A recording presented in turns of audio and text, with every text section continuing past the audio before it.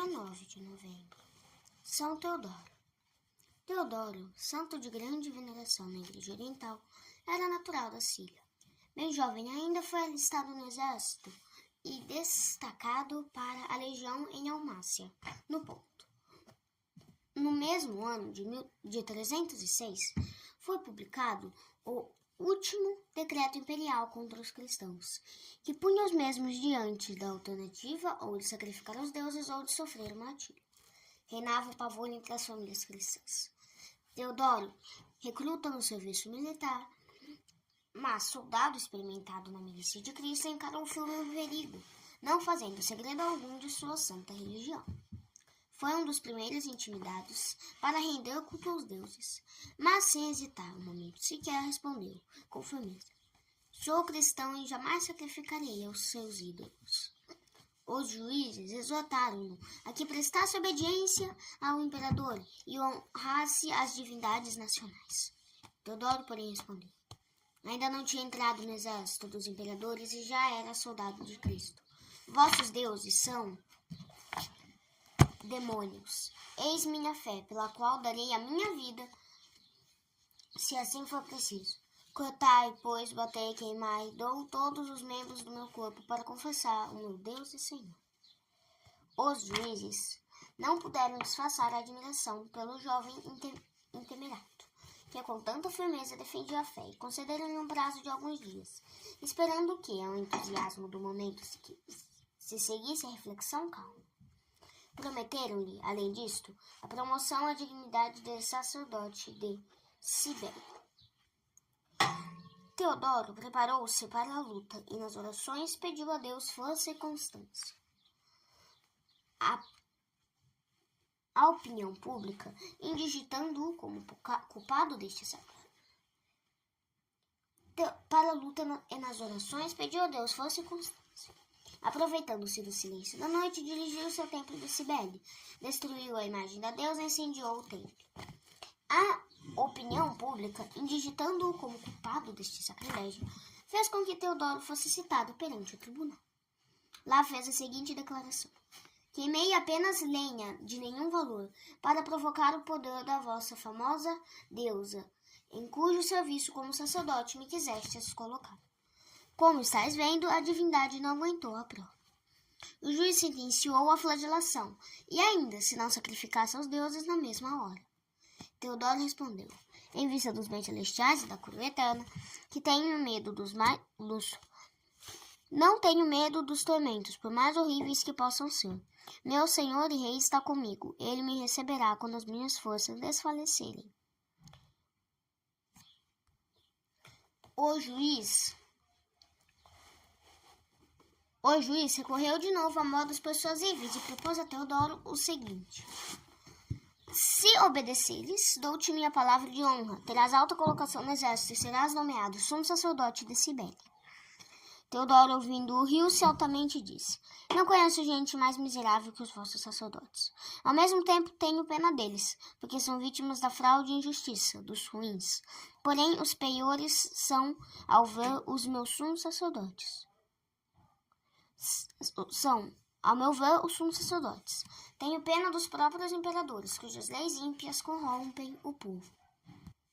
Também se rebaixam à condição de sumos pontífices, aproximando-se como estes dos altares, transformando-se em carniceiros e cozinheiros, que matam animais e remexem nas vísceras dos mesmos. E enfureceu-se o juiz com essas palavras do defensor da fé cristã, e deu ordem para que os algozes o martirizassem, como bem lhes parecesse. Teodoro, longe de se deixar intimidar, entoou o Psalmo 33. Bendirei o Senhor em todo o tempo, seu louvor estará sempre na minha boca. O juiz, não sabendo o que pensar dessa constância tão extraordinária, disse: desgraçado que és, não vês que é uma tolice e uma vergonha por toda a tua confiança em um homem, que, como Cristo, dizendo-se Deus, morreu uma morte ignominiosa? Teodoro, levantando os olhos para o céu, respondeu: sim, tolice e vergonha é, mas eu e todos os que a Cristo conhecem de boa vontade a tomamos sobre nós. Encarcerado, o Santo Mártir teria padecido de fome, se Jesus Cristo não lhe tivesse aparecido e trazido conforto.